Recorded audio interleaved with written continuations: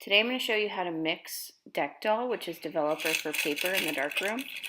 You're going to open the package on the dotted line and begin to test the temperature of the water.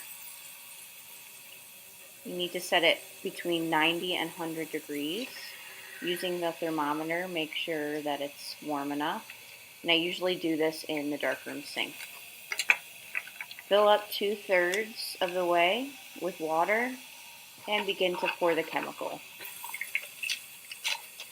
You want to stir it as soon as you pour the whole package and stirring until it's completely dissolved, which will take a couple minutes.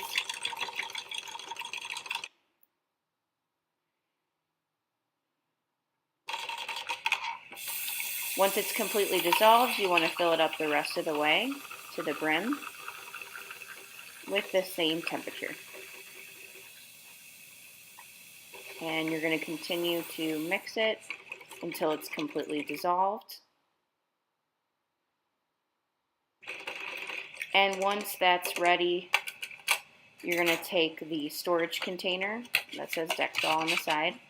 Using the funnel, you're going to pour in the mixture.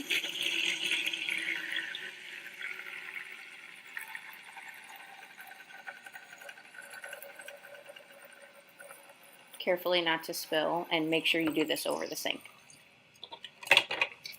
Put the cap back on, and then I would go ahead and rinse it with water in case any chemical drips. Go ahead and start to clean up your supplies, throw away any trash, and rinse everything with water, no soap, including even the end of the stirring stick and the thermometer. Make sure you wash your hands with soap and wipe down the counter.